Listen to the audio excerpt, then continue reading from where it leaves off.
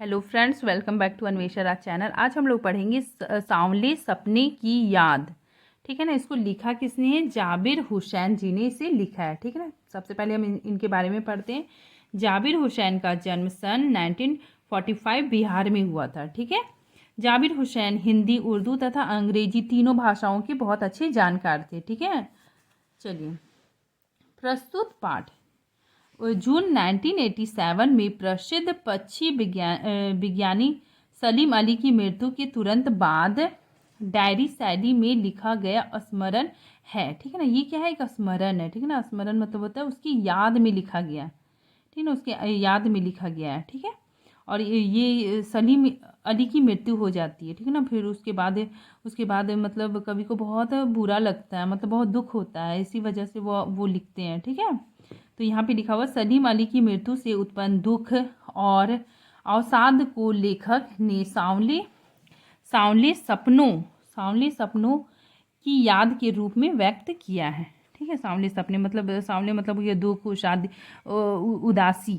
ठीक है ना। सपनों की याद के रूप में व्यक्त किया है। सलीम अली का स्मरण करते हुए लेखक ने उनका व्यक्ति चित्र प्रस्तुत किया है। यहाँ पे क्या किया? व्यक्ति चित्र प्रस्तुत किया है। ठीक है। यहाँ भाषा की रवानी मतलब बहाव। यहाँ पे भाषा का बहाव तथा अभिव्यक्ति। ठीक है ना। प्रकट। ठीक है ना। जो ये यहाँ भाषा की रवानी, ठीक है, बहाव और प्रकट की शैली दिल को छू लेती है। क्या होता है? दिल को छू लेती है। ठीक है ना। ये क्या है? व्यक्ति चित्रण है। ठीक है। सलीम अली के बारे में भी लिखा गया है। ठीक है। उनकी मृत्यु के बाद उन्हें जो दुख होता है उसी चीज़ का यहाँ पे वर्णन हुआ है। चलिए, अब हम लोग यहाँ पे पढ़ते हैं सांवले सपनों की याद। ठीक है।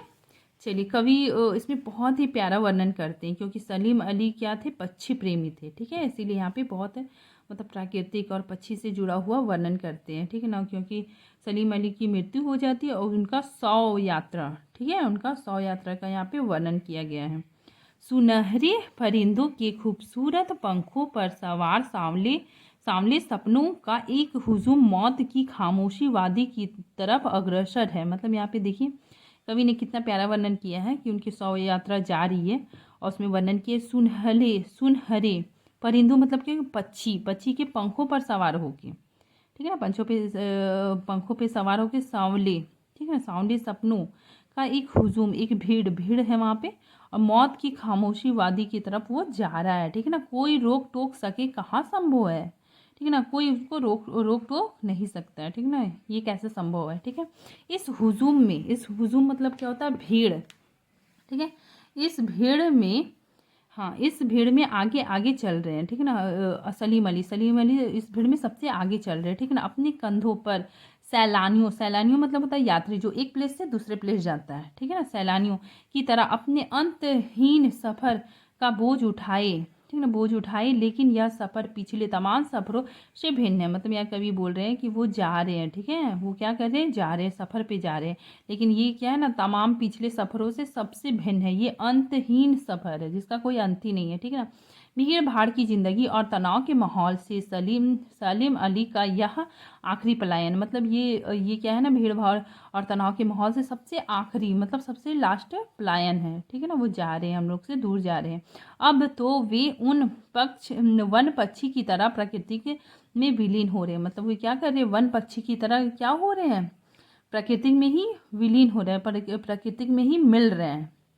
जो जिंदगी का आखिरी गीत गाने के बाद मौत की गोद में जा बसा है। ठीक है ना। ये क्या होता है? जिंदगी के आखिरी गीत गा के मौत की गोद में जा बस रहे हैं। ठीक है ना। कोई अपने जिस्म की हरारत मतलब क्या हो गया? गर्मी, ठीक है, और दिल की धड़कन देकर भी उसे लौटाना चाहे तो वह पक्षी अब अपने सपनों, ठीक है, अपने सपनों के गीत दोबारा कैसे गा सकता है। मतलब यह बोला जा रहा है कि कोई अपने जिस्म की गर्मी भी दे देगा और दिल की धड़कन, अगर सांसें भी दे देगा, तो वो वापस नहीं आएगा। ठीक है। क्योंकि मरा हुआ इंसान वापस कैसे आएगा? ठीक है। तो इसमें यही कहा गया है, पक्षी अपने सपनों के गीत दोबारा कैसे गा सकेगा। ठीक है ना। मुझे नहीं पता, कोई इस सोए हुए पक्षी को जगाना चाहेगा। मतलब कभी बोल रहे कि कोई इस सोए हुए पक्षी को जगाना पड़ेगा। ठीक है। वर्षों पूर्व मतलब बहुत पहले खुद सलीम अली ने कहा था कि लोग पक्षियों को आदमी की नज़र से देखना चाहते हैं। या उनकी भूल है। ठीक उसी तरह जैसे जंगल और पहाड़ों, झरनों तथा अवसारों को वे प्रकृति की नज़र से नहीं, आदमी की नज़र से देखने को उत्सुक रखते हैं। मतलब यहाँ पे कवि बोल रहे हैं ना कि यहाँ पे कवि क्या बोल रहे हैं कि सलीम अली बहुत पहले ये कहे थे कि लोग पक्षियों को आदमी की नज़र से देखते हैं। ठीक है ना, उसे उन्हें ये उनकी भी भूल है। पक्षियों को पक्षियों की नज़र से देखने से ही हमको उनकी बारे में ज़्यादा पता चलेगा। ठीक है, तो वही यहाँ पे बोला जा रहा है। ठीक है, पक्षियों को आदमी की नज़र से देखना चाहते हैं, या क्या है, आदमी लोग मतलब लोगों की आदमी की भूल है। ठीक है ना, ठीक उसी तरह जैसे जंगल और पहाड़, झरने, अप्सरों को वो प्राकृतिक की नज़र से नहीं, ये प्राकृतिक की नज़र से नहीं, आदमी क्या करता है ना, अपनी नज़र से देखने के लिए उत्साहित रहता है। ठीक है, भला कोई आदमी, यहाँ पे कवि बोल रहे भला कोई आदमी अपने कानों से पक्षियों की आवाज़ का मधुर संगीत सुन के अपने भीतर रोमांच का सोता फूटता महसूस कर सकता है। मतलब कोई अगर आदमी वैसे नज़र से, आदमी की नज़र से देखेंगे तो पक्षियों की आवाज़ की जो मधुर संगीत है उसे सुन के वो मतलब रोमांच, मतलब खुशी का अनुभव नहीं कर सकता है। ठीक है ना, उसको पक्षी के नज़र से ही देखने से हमें मतलब प्रसन्नता या फिर अच्छा अनुभव होगा। ठीक है, एहसास की ऐसी ही उबड़ खाबड़ जमीन पर जन्मे मिथक का नाम है सलीम अली। सलीम अली क्या है ना कि उनके जीवन में, ठीक है ना, वे क्या थे, उबड़ खाबड़, ठीक है ना, मतलब लाइफ के उतार चढ़ाव पे, ठीक है ना, जमीन पर जन्मे मिथक, एक महान मिथक का क्या नाम है, सलीम अली। ठीक है, पता नहीं इतिहास, यहाँ पे कवि बोले कि पता नहीं इतिहास में कब कृष्ण ने वृंदावन में रास लीला रची थी और शोक गोपियों को अपनी शरारत का निशाना बनाया था। मतलब यहाँ कवि बोल रहे कि पता नहीं कब कृष्ण वृंदावन में रास लीला किए थे और शोक मतलब ये चंचल गोपियों के साथ क्या किए थे, मतलब शरारत का निशाना बनाया था। ठीक है, कब माखन भरे भांडे फोड़े थे और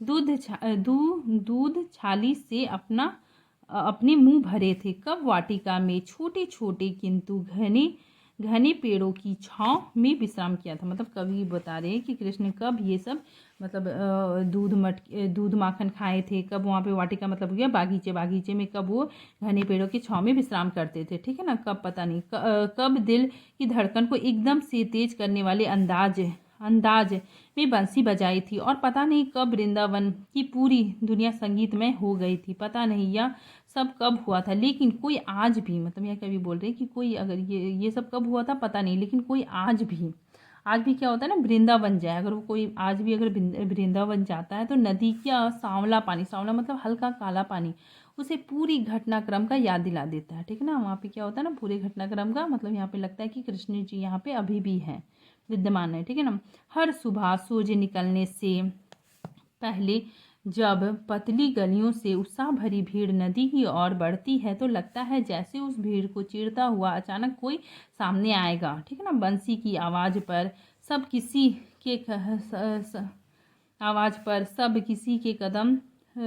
के कदम थम जाएंगे। हर शाम सुबह ढलने से पहले जब वाटिका का माली सैलानियों को हिरादत देगा तो लगता है जैसे बस कुछ ही क्षणों में वे कहीं से आ टपकेंगे। मतलब यहाँ श्री कृष्ण के बारे में बता रहे हैं कि ऐसा लग रहा है कि वो कहीं से क्या हो जाएंगे, आ जाएंगे। ठीक है ना, आ जाएंगे और संगीत का जादू वाटिका के भरे पूरे माहौल पर छा जाएगा। वृंदावन कभी कृष्ण की बांसुरी के जादू से खाली हुआ क्या? यहाँ पर मतलब कवि बता रहे कि वृंदावन में अभी भी क्या है, कृष्ण की मतलब यादें जुड़ी हुई। वहाँ पे जाने से अभी भी लगता है कि श्री कृष्ण यहाँ पे अभी भी क्या है, विद्यमान है, और कब ना जाने वो कब आ जाएंगे। ठीक है ना, और अपने बांसुरी की धुन सुनाएंगे।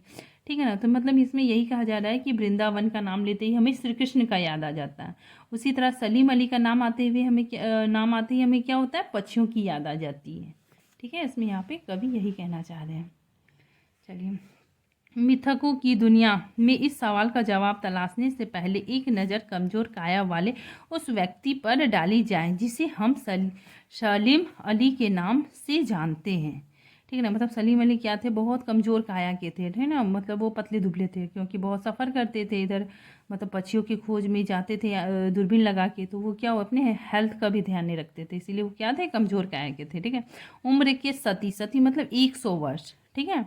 100 वर्ष तक पहुँचने से थोड़े थोड़े ही दिन बचे थे, मतलब 100 वर्ष पूरे होने में थोड़े ही दिन बचे हुए थे। ठीक है ना। संभव है लंबी यात्राओं की थकान ने उनके शरीर को कमज़ोर कर दिया था, उनके शरीर को क्या कर दिया था, कमज़ोर कर दिया था। ठीक है। हाँ, उनके शरीर को कमज़ोर कर दिया था। और कैंसर जैसी जानलेवा बीमारी उनकी उनकी मौत का कारण बनी थी। लेकिन अंतिम समय का मौत उनकी आंखों से वह रोशनी छीनने में सफल नहीं हुआ। मतलब बोल रहा है कि वो तो जानलेवा बीमारी भी उनको हो गया था, ठीक, अंतिम समय में भी वो क्या करते थे, उनकी आंखों की रोशनी से वो चीज़ मतलब नहीं छीन पाए। अंतिम समय में मौत उसकी आंखों से वह रोशनी छीनने में सफल नहीं हुआ जो पक्षियों की तलाश और उनकी हिफाजत के प्रति समर्पित था। ठीक है। सलीम अली की आंखों पर चढ़ी दूरबीन उनकी मौत के बाद ही तो उतारी थी, मतलब जब उनका मौत हुआ था तभी भी उसके बाद ही उनके गर्दन से क्या हुआ, दूरबीन निकाली गई थी। और वो क्या करते थे, हमेशा अपने दूरबीन से पक्षियों की खोज करते रहती थी, उनकी हिफाजत भी करते रहते थे। ठीक है। उन जैसे वर्ड वॉचर क्या होता है ना, जो पक्षियों, विभिन्न प्रजाति के पक्षियों को मतलब बहुत सूक्ष्मता से उसका अध्ययन करता है, उसी को वर्ड वॉचर बोलते हैं। ठीक है। उन जैसा वर्ड वॉचर शायद ही कोई हुआ हो, लेकिन एकांत क्षण में क्या होता है, सलीम अली बिना दूरबीन भी देखे गए, मतलब उनके पास दूरबीन नहीं था। ठीक है ना। दूर क्षितिज तक फैली जमीन और झुके आसमान को छूने वाली उनकी नज़रों में कुछ कुछ वैसा ही जादू था। मतलब वो क्या था ना, बिना दूरबीन को भी के भी बहुत दूर तक वो क्या बहुत आसानी से पक्षियों को देख लेते थे, वैसा जादू था। ठीक है। जो प्रकृति को अपने घेरे में बांध लेता था, जो क्या करता था, प्रकृति को अपने घेरे में बांध लेता। ठीक है ना। सलीम अली उन लोगों में से थे जो प्रकृति के प्रभाव में आने के बजाय प्रकृति को अपने प्रभाव में लाने के कायल थे। मतलब वो क्या करते थे, प्रकृति की हमेशा देखभाल करते थे। ठीक है। उनको अपना कायल बना लेते थे। ठीक है ना। पक्षियों का हमेशा मतलब बहुत दूर से देखते थे, उसका अध्ययन करते थे। ठीक है। और उनका ख्याल भी रखते थे, इसीलिए यहाँ पे बोला गया प्रकृति को अपने प्रभाव में लाने के कायल होते हैं। ठीक है। उनके लिए प्रकृति के हर तरफ एक हंसती खेलती रहस्यमय भरी दुनिया पसरी हुई है। मतलब क्या वो, ये प्राकृतिक उसके लिए क्या था, मतलब एक रहस्यमय दुनिया था। ठीक है ना। पसरी मतलब फैला हुआ था। ठीक है। यह दुनिया उन्होंने बड़ी बहुत मेहनत से गढ़ी थी, मतलब बनाई थी। ठीक है। उनके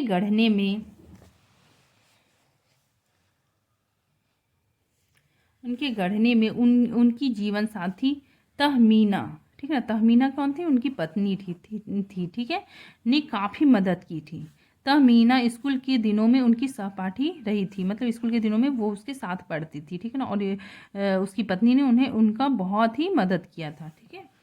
अपने लंबे रोमांचकारी जीवन के ढेर सारे अनुभवों के मालिक सालिम अली एक दिन केरल की क्या है, साइलेंट वैली को रेगिस्तानी हवा की झोंके से बचाने का अनुरोध लेकर चौधरी चरण सिंह से मिलने गए। मतलब यहाँ पे बताया जा रहा है कि एक बार क्या होता है ना कि केरल में क्या है, साइलेंट वैली है। ठीक है। तो वहाँ पे बहुत पशु पक्षी रहते हैं। ठीक है। तो वहाँ से क्या होता है ना कि रेगिस्तानी तूफान के झोंके आने वाले थे। ठीक है ना। तो उनसे बचाने का अनुरोध लेकर वह किसके पास चले गए, चौधरी चरण सिंह से मिलने चले गए। ठीक है ना। वे कौन थे, चौधरी चरण कौन थे, प्रधानमंत्री थे। ठीक है। उस समय के क्या थे, प्रधानमंत्री थे। चौधरी साहब गांव की मिट्टी पर पड़ने वाले पानी की पहली बूंदों का असर जानने वाले थे। मतलब ये चौधरी साहब कौन थे, ये क्या थे ना, ये प्रधानमंत्री थे और गांव में ही जन्मे थे। ठीक है ना। और गांव की मिट्टी से ही जुड़े हुए थे। ठीक है ना। गांव की मिट्टी से भी जुड़े हुए थे। ठीक है ना। तो इसमें इसीलिए यहाँ पे कहा गया मिट्टी पर पड़ने वाले पानी की पहली बूंद का असर जानने वाले नेता थे। ठीक है। गांव की मिट्टी को वो बहुत अच्छी तरह से जानते थे। पर्यावरण के संभावित खतरे का जो चित्र सालिम अली ने उनके सामने रखा था, उनसे उनकी आंखें नम हो गई। मतलब यहाँ पे बोल रहा है सलीम अली का पर्यावरण की सुरक्षा से संबंधित, मतलब उनकी अपनी बात को कहें। ठीक है ना। अपनी बात को बताया तो ये क्या थे ना, बहुत भावुक हो गए। चौधरी साहब क्या हो गए, बहुत भावुक हो गए। ठीक है, उनकी आंखें क्या हो गई, नम हो गई। ठीक है ना, आंखों से आंसू आने लग गया, थोड़ा सा नम हो गया। ठीक है, आज सलीम अली नहीं है, आज क्या सलीम अली भी नहीं है, चौधरी साहब भी नहीं है। कौन बचा है जो अब सौंधी मिट्टी पर उगे फसलों के बीच एक नए भारत की नींव रखने का संकल्प लेगा? कौन बचा है जो हम हिमालय अब हिमालय और लद्दाख की बर्फीले ज़मीनों पर जीने वाले पक्षियों का वकालत मतलब सुरक्षा करेंगे। मतलब यहाँ पे कवि बोल रहे हैं अब तो सलीम अली भी नहीं है, चौधरी साहब भी नहीं रहेगा, अब कौन मतलब पक्षियों की रक्षा करेगा? ठीक है ना, हिमालय तथा लद्दाख के बर्फीले ज़मीनों पर रहने वाले पक्षियों का कौन वकालत मतलब सुरक्षा करेगा, रक्षा करेगा, कौन उसका उतना फिक्र करेगा? ठीक है, सलीम अली ने अपने आत्मकथा का नाम रखा था फॉल ऑफ स्पैरो। ठीक है ना, इनकी एक आत्मकथा थी, इसका नाम क्या था, फॉल अ स्पैरो। मुझे याद आ रहा है कि D.H. लॉरेंस की मौत के बाद लोगों ने उनकी पत्नी फिडा लॉरेंस से अनुरोध किया था कि वह अपने पति के बारे में कुछ लिखे। मतलब यहाँ पे कवि है, ठीक है ना, कवि को एक और पक्षी प्रेमी का नाम याद आ गया। ठीक है ना, इसलिए कवि लिखा है कि मुझे याद आ गया, एक और पक्षी प्रेमी का याद आ गया। कौन थे वे? D.H. लॉरेंस। ठीक है ना, तो उनकी मौत के बाद इनका भी मौत हो गया था। तो इनके मौत के बाद लोगों ने उनकी पत्नी, ठीक है ना, ये D.H. लॉरेंस की पत्नी फीडा लॉरेंस से अनुरोध किया कि वह अपने पति के बारे में कुछ लिखें। ठीक है ना, फीडा चाहती तो ढेर सारी बातें लॉरेंस के बारे में लिख सकती थी, लेकिन उसने कहा कि मेरे लिए लॉरेंस के बारे में कुछ लिखना असंभव सा है। कुछ लिखना क्या मेरे लिए पॉसिबल नहीं है। ठीक है ना, मुझे महसूस होता है कि मेरी छत पर बैठने वाली गोरैया लॉरेंस के बारे में ढेर सारी बातें जानती। मतलब यहाँ पे उसकी पत्नी बोलती है मुझे लिख पाना मतलब बहुत मुश्किल है। ठीक है ना, बहुत असंभव है और मुझसे अच्छा कौन जानता है, ये गोरैया। ठीक है ना, वही बोल रहा है, गोरैया लॉरेंस के बारे में ढेर सारी बातें जानती है,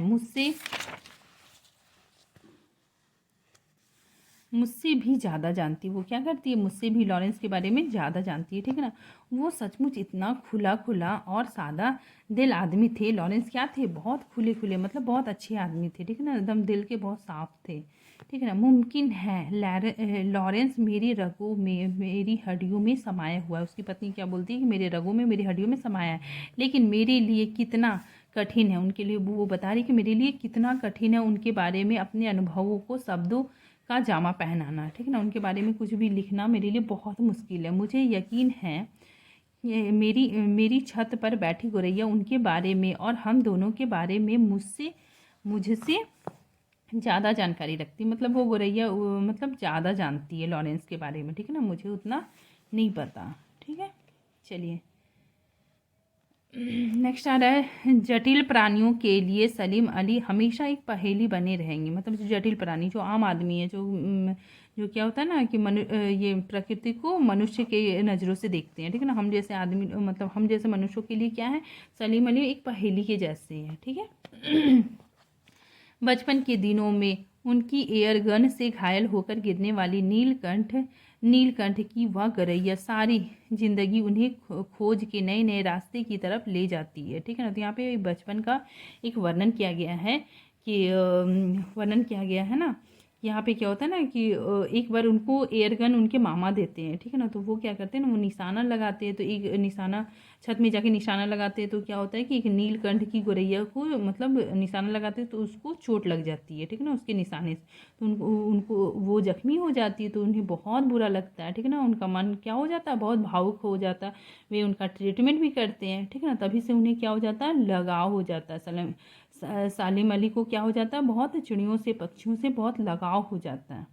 ठीक है, इसीलिए यहाँ पे लिखा गया है कि नीलकंठ की वह गोरैया सारी जिंदगी उन्हें खोज के नए नए रास्ते की तरफ ले जाती है। ठीक है ना, इसीलिए वो मतलब ये सब पक्षी प्रेमी बन जाते हैं। ठीक है ना, जिंदगी की ऊंचाइयों में उनका विश्वास एक क्षण के लिए भी डिगा नहीं है। ठीक है ना, उनका मतलब एक क्षण भी वो डिगा नहीं है। ठीक, वे लॉरेंस की तरह नैसर्गिक जीवन का प्रतिमान माने जाते हैं। ठीक है ना, ये दोनों क्या है, पक्षी प्रेमी है। ठीक है, सलीम अली प्राकृतिक की दुनिया में एक टापू बनने की बजाय अथाह सागर बनकर उभरे थे। मतलब यहाँ पे बता रहा है कि सलीम अली क्या थे, एक टापू। टापू क्या होता है ना, बहुत लिमिट होता है, छोटा सा आइलैंड होता है, लेकिन वो टापू के जैसा नहीं थे। वो कैसे कैसे बन के उभरे, एक सागर के जैसे जिसका कोई अंत ही नहीं, एकदम चारों तरफ फैला हुआ है। ठीक है, तो उस सागर सागर की तरह बन के उभरे थे। जो लोग उन्हें भ्रमण से स्वभाव तथा उनकी यायावरी से परिचित है, उन्हें महसूस होता है कि वे आज भी पक्षियों के सुराग में ही निकले हुए हैं। ठीक है ना, मतलब ये क्या था, सलीम अली क्या थे, बहुत भ्रमणशील थे, और यारावरी मतलब बहुत घुमक्कड़ स्वभाव के थे।